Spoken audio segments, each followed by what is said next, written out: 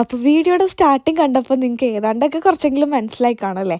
അപ്പോൾ ഗൈസ്, ഞാൻ യു.കെയിലായിരുന്നു. അങ്ങനെ 2 വർഷങ്ങൾക്ക് ശേഷം നമ്മൾ നാട്ടിൽ പോകാൻ വേണ്ടിയിട്ട് പോകുന്നതാണ് കേട്ടോ. അപ്പോൾ ഇത്തവണ ഞാൻ ഒറ്റയ്ക്കാണ് പോകുന്നത്. ഞാൻ ഇതുവരെ ഒറ്റയ്ക്ക് ഇത്രയും ലോങ്, അതും ഫ്ലൈറ്റിൽ ഇങ്ങോട്ട് വന്നപ്പോൾ പോലും എൻ്റെ ചേട്ടനുണ്ടായിരുന്നു കേട്ടോ. സോ എനിക്ക് ഒന്നുമേ അറിയണ്ടായിരുന്നു. ഒറ്റയ്ക്കാണ് ഞാൻ ഇത്തവണ പോണത്. എന്താവുമെന്നൊന്നും ഒരു ഐഡിയയും ഇല്ല കേട്ടോ. അങ്ങനെ നമ്മൾ പോകാനുള്ള തയ്യാറെടുപ്പിലേക്കാണ്. നാട്ടിൽ ഇനി അങ്ങോട്ട് നല്ല ടാൻ ആയിരിക്കും എന്നറിയാം. സോ അതിന് മുന്നേ തന്നെ ഞാനൊരു ഫേസ് പാക്കൊക്കെ ഇട്ട് സെറ്റാകുകയാണ്. പോരാത്തതിന് കണ്ണിനിവിടെ എനിക്ക് നമുക്ക് കൊണ്ടുപോകാനുള്ള പെട്ടിയും കാര്യങ്ങളെല്ലാം സോർട്ട് ചെയ്ത് വയ്ക്കുകയാണ് കേട്ടോ. ഏറെക്കുറെ നമ്മൾ ഫുൾ അറേഞ്ച് ചെയ്ത് വെച്ചിട്ടുണ്ടായിരുന്നു. അപ്പോൾ ഇനി നമുക്കൊന്ന് വെയിറ്റ് നോക്കണമായിരുന്നു കേട്ടോ. അപ്പോൾ 23 കിലോ പ്ലസ് 7 kg ആയിരുന്നു എൻ്റെ ഇത്. അപ്പം ഞങ്ങൾ നോക്കിയപ്പോഴേക്കും 23K ആയിരുന്നു. അപ്പോൾ അത് വലിയ സീനില്ലെന്നൊക്കെ പറഞ്ഞിട്ട് നമ്മളതെല്ലാം സെറ്റ് ചെയ്ത് വെച്ചു. എൻ്റെ പാക്ക് ഞാനിവിടെ വാഷ് ചെയ്ത് കളയാന്ന് കേട്ടോ. അപ്പോൾ നിങ്ങൾക്കൊരു ഡൗട്ട് വരും, എന്താണ് ഈ പാക്കെന്ന്. ഇത് റാഗി പൗഡറും തൈരും കൂടെ മിക്സ് ചെയ്തിട്ട് ഞാൻ ഇട്ടതാണ്. എനിക്ക് ഭയങ്കര ഇഷ്ടമുള്ളൊരു പാക്കാണ് കേട്ടോ. സൂപ്പറാണ് ടാനൊക്കെ മാറാൻ വേണ്ടിയിട്ട്. അത് കഴിഞ്ഞതിന് ശേഷം എൻ്റെ ഫേവറേറ്റ് ആയിട്ടുള്ള ഒരു ഷീറ്റ് മാസ്ക് കൂടെ ഇടുന്നുണ്ട്. ഇത് ബയോ കൊളാജൻ ഷീറ്റ് മാസ്ക് ആണ്. അടിപൊളിയാണ് കേട്ടോ. ഭയങ്കര പ്ലംബി ആയിട്ട് നല്ല ഹൈഡ്രേറ്റഡ് ആയിട്ടിരിക്കും. ഇത് നമ്മൾ ഇതുവരെ നിങ്ങൾ യൂസ് ചെയ്തവർക്കാണെന്നുണ്ടെങ്കിൽ മനസ്സിലാവും, ചെയ്യാത്തവർക്ക് വേണ്ടിയിട്ട് ഞാൻ പറയുന്നതാണ് കേട്ടോ. നമ്മളിത് 2 പീസായിട്ടാണ് ഇത് പറഞ്ഞത്. അപ്പോൾ നമ്മളിത് 2 പീസ് ഇങ്ങനെ ഇട്ടിട്ട് ഓവർനൈറ്റ് വെച്ച് കിടക്കുമ്പോൾ എനിക്ക് തോന്നി വെച്ചിട്ടുണ്ടെങ്കിൽ അങ്ങോട്ടോ ഇങ്ങോട്ടോ നേരെ കിടന്നുറങ്ങാൻ പറ്റത്തില്ല. നമ്മൾ കിടക്കുന്ന സ്ട്രെയിറ്റ് ആയിട്ട് തന്നെ അതേപോലെ തന്നെ രാവിലെ എണീക്കേണ്ടി വരും കേട്ടോ. ബിക്കോസ് എനിക്കെന്ന് വെച്ചിട്ടുണ്ടെങ്കിൽ അങ്ങോട്ടും ഇങ്ങോട്ടും തിരിയുമ്പോൾ ഇത് രാവിലെ പോകുമോ അങ്ങനത്തെയൊക്കെ ഒരു പേടിയിൽ ഞാൻ അങ്ങനെ തന്നെ അങ്ങ് കിടന്നു. എന്നിട്ട് രാവിലെ വേണം നമ്മളിത് എടുത്ത് മാറ്റാൻ വേണ്ടിയിട്ട്. എടുത്ത് മാറ്റുന്ന സമയത്ത് തന്നെ നല്ല രീതിക്ക് സ്കിന്ന് ഹൈഡ്രേറ്റഡ് ആയിട്ട് നല്ല ഗ്ലോയി ആയിട്ട് പ്ലംബി ആയിട്ടൊക്കെ ഇരിക്കും. ആൻഡ് കുറച്ച് നമ്മൾ ഫേസൊക്കെ ഒന്ന് വാഷ് ചെയ്തിട്ടോ അല്ലാന്നുണ്ടെങ്കിൽ ഒരു വൈകിട്ടൊക്കെ ആകുമ്പോഴോ അല്ലാന്നുണ്ടെങ്കിൽ കുളിച്ചിട്ടൊക്കെ കഴിയുമ്പോഴേക്കും വീണ്ടും നമുക്ക് കുറച്ചും കൂടെ ഹൈഡ്രേറ്റഡ് ആയിട്ട് ഒന്നുകൂടെ പ്ലംബി ആയിട്ട് തോന്നും കേട്ടോ. അങ്ങനെ അടിപൊളി സാധനമാണ്. ദെൻ നമ്മൾ രാവിലെ എണീറ്റ് ഞാൻ എയർപോർട്ടിലോട്ട് പോകാൻ വേണ്ടിയിട്ട് നമ്മൾ റെഡി ആയിക്കൊണ്ടിരിക്കുകയാണ്. ഇതായിരുന്നു എൻ്റെ ഔട്ട്ഫിറ്റ്. നമ്മുടെ സ്കിൻ കെയർ ഒക്കെ മുഖ്യമാണല്ലോ. സോ ഒരു ടോണർ അപ്ലൈ ചെയ്ത് കൊടുത്തു. അതിനുശേഷം കോസാറെക്സിൻ്റെ എസൻസ് ഇട്ട് കൊടുത്തു. നല്ല രീതിക്ക് എൻ്റെ ഫേസ് എന്താ പറയുക മസാജൊക്കെ ചെയ്ത് സെറ്റാക്കി കൊടുക്കുന്നുണ്ട്. അത് കഴിഞ്ഞതിന് ശേഷം ഞാനൊരു കൊറിയൻ മോയ്സ്ചറൈസർ കൂടി അപ്ലൈ ചെയ്ത് കൊടുക്കുന്നുണ്ട് കേട്ടോ. ഇത് രണ്ടും ആക്ച്വലി ഞാൻ യൂസ് ചെയ്യുന്ന എല്ലാ പ്രൊഡക്ട്സും എനിക്ക് ഭയങ്കരമായിട്ടും നല്ല അടിപൊളിയായിട്ട് തോന്നിയിട്ടുണ്ട് കേട്ടോ.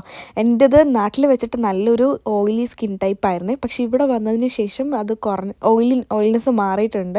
ഇപ്പം ആക്ച്വലി സത്യം പറഞ്ഞിട്ടുണ്ടെങ്കിൽ ഒരു നോർമൽ സ്കിന്നായിട്ടിരിക്കുകയാണ് കേട്ടോ. പിന്നെ ഞാൻ എപ്പോഴും ലിപ്സ്റ്റിക്ക് ഇടുന്നത് മോസ്റ്റ്ലി ഞാൻ ലിപ്സ്റ്റിക്ക് 2 കളേഴ്സ് യൂസ് ചെയ്തിട്ട് മിക്സ് ചെയ്തിട്ടാണ് ഞാൻ ഇടുന്നത് കേട്ടോ. അപ്പോൾ ഇന്ന് ഞാൻ യൂസ് ചെയ്ത രണ്ടും മെയ്ബിലിൻ്റെ തന്നെയായിരുന്നു. ഇടയ്ക്ക് വെച്ചിട്ട് ഞാനൊരു ഇൻസൈറ്റിൻ്റെ ലവറായിരുന്നു. പക്ഷേ ഇപ്പം ഞാൻ മെയ്ബിലിനിലോട്ട് കുറച്ചൊന്ന് ചാഞ്ഞിട്ടുണ്ട് കേട്ടോ. അതിനുശേഷം ഞാൻ കൺസീലറും ഫൗണ്ടേഷനൊക്കെ അപ്ലൈ ചെയ്യുന്നുണ്ട്. ഒരിടയെന്നല്ല റീസെൻ്റ്ലിയാണ് ഞാനിപ്പോൾ ഫൗണ്ടേഷനിലോട്ട് ചാഞ്ഞു തുടങ്ങിയത് കേട്ടോ.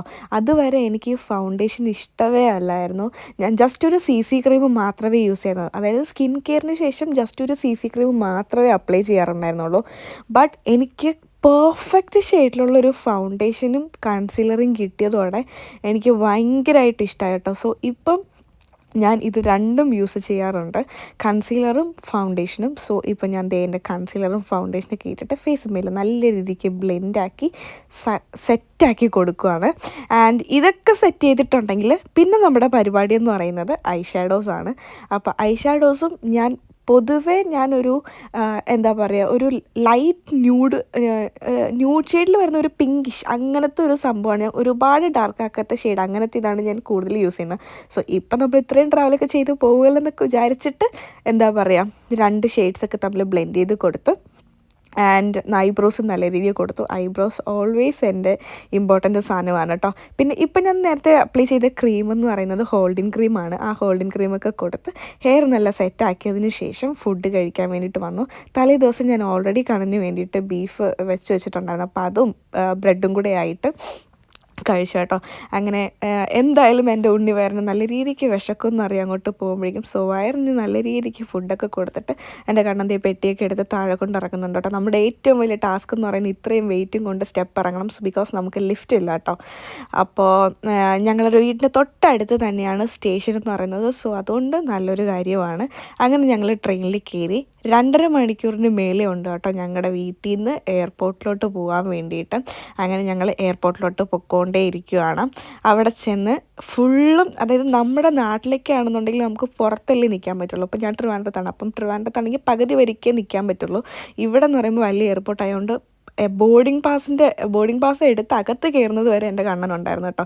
സത്യം പറഞ്ഞിട്ടുണ്ടെങ്കിൽ എനിക്ക് നല്ല രീതിക്ക് വിഷമം ഉണ്ടായിരുന്നു. ബിക്കോസ് ഞാൻ ഒറ്റയ്ക്കാണ് പോണത്. എല്ലാത്തിനും അവൻ ഏറെക്കുറെ ഞാൻ അവൻ്റെ ഡിപ്പെൻഡഡ് ആയിരുന്നു. അപ്പം ഇനി എങ്ങനെ ഒറ്റയ്ക്ക് പോയി എന്ത് ചെയ്യും ഏത് ചെയ്യുന്നൊന്നും അറിയത്തില്ല.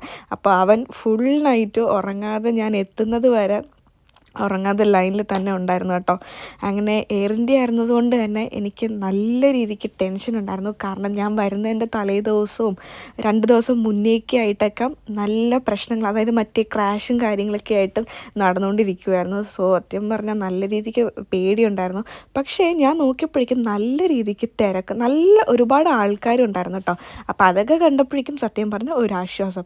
വിൻഡോ സീറ്റ് ആയതുകൊണ്ട് തന്നെ ഈ കാഴ്ചകളൊക്കെ കണ്ടിരുന്ന് പോകാൻ വേണ്ടിയിട്ട് ഒരു പ്രത്യേക ഫീലാണ് കേട്ടോ. പക്ഷേ വെയിൽ വന്നിട്ടുണ്ടെങ്കിൽ ഈ ഒരു സുഖമൊക്കെ അങ്ങ് പോയി കിട്ടും. അങ്ങനെ ഇതൊക്കെ കണ്ട് നല്ല സെറ്റായിട്ട് ഒരു പ്രത്യേക ഫീലാണ് കേട്ടോ വിൻഡോ സീറ്റിലിരുന്ന്. വെയിലൊന്നും ഇല്ലാത്ത സമയത്ത് വിൻഡോ സീറ്റിലിരുന്ന് ഈ ഒരു കാഴ്ച കണ്ടങ്ങ് പോകുമ്പോഴേക്കും ഭയങ്കര അടിപൊളി ഇതാണ്. എനിക്കത് ഭയങ്കര ഇഷ്ടമാണ് കേട്ടോ. പക്ഷേ വെയിലുണ്ടെന്നുണ്ടെങ്കിൽ ഞാൻ ഏറ്റവും കൂടുതൽ വെറുക്കുന്നത് വിൻഡോ സീറ്റ് തന്നെയാണ്. അങ്ങനെ ഇങ്ങനെയൊക്കെ അങ്ങ് പൊയ്ക്കൊണ്ടിരുന്നപ്പോഴാണ് കണ്ടില്ലേ പോകുന്ന പോക്കണ്ടില്ലേ, ഞാൻ ദൈവങ്ങളെ അത്രയും വിളിച്ചു കേട്ടോ. ഇതിപ്പോൾ വീഴുമോ, ചരിഞ്ഞ് വെള്ളത്തിൽ വീഴുമോ എന്നൊക്കെ എൻ്റെ മനസ്സിങ്ങനെ പറഞ്ഞുകൊണ്ടേ ഇരിക്കുമായിരുന്നു. പക്ഷേ സേഫായിട്ടും ഞങ്ങൾ എത്തി കേട്ടോ. അങ്ങനെ ഈ കാഴ്ചകളെല്ലാം ഇപ്പം ഞങ്ങൾ പൊയ്ക്കൊണ്ടിരിക്കുന്നത് നമുക്ക് ലണ്ടൻ ഹീത്രോയിൽ നിന്ന് മുംബൈയിലോട്ടാണ്. അപ്പം എറൗണ്ട് ഒരു 9 hours മേലെ ട്രാവൽ ഉണ്ട്. അപ്പോൾ അങ്ങനെ മുംബൈയിലോട്ട് പൊയ്ക്കൊണ്ടിരിക്കുന്നതായിരുന്നു.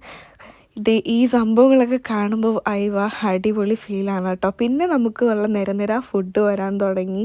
ഇതൊക്കെ എന്തിട്ട് സംഭവം എന്നൊന്നും എനിക്കറിയത്തില്ല കേട്ടോ. നോൺ വെജാണ് ഞാൻ പറഞ്ഞെങ്കിലും പക്ഷേ ചേച്ചിമാർ പറ്റിച്ച് ലാസ്റ്റ് എനിക്ക് വെജ് എടുത്ത് തന്നു.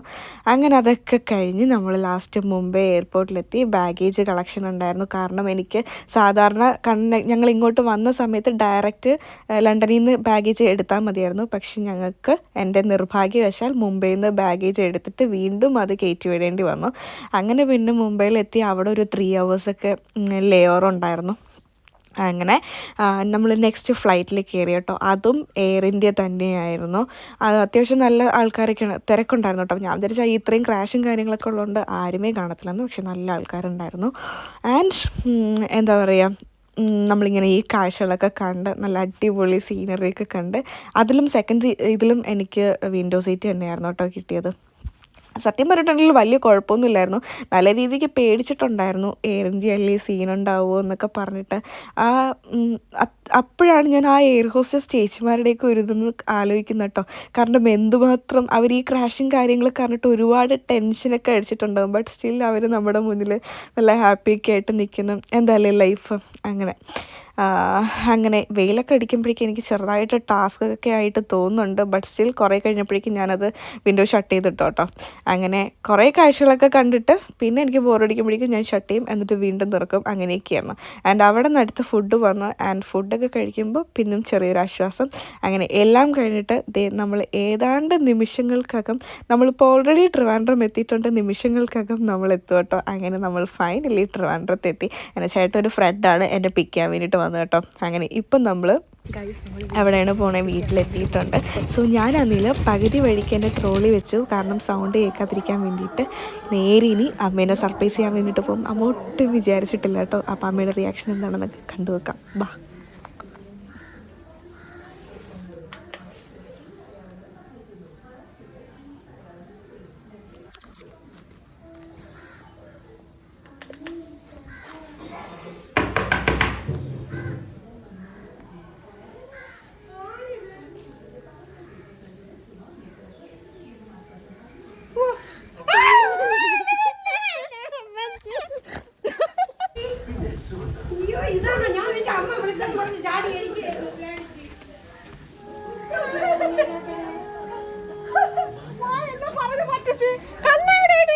വന്നില്ല.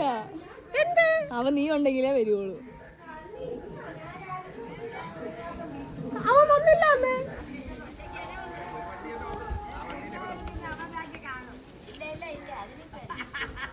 ഇല്ല അവൻ ഇല്ല.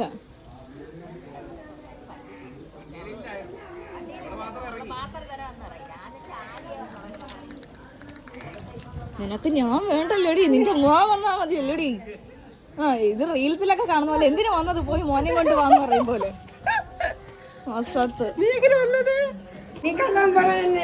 ഇല്ല കാര്യമായിട്ട് അവൻ വന്നില്ല. അവൻ ഇനിയേ വരുവുള്ളൂ, അടുത്ത് വരും. ഞാൻ പോയി കഴിയുമ്പോ അവൻ പിന്നെ ഒരു ഏതെങ്കിലും ഒരു മാസം വരും.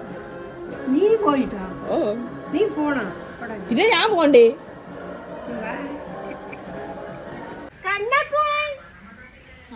അയ്യ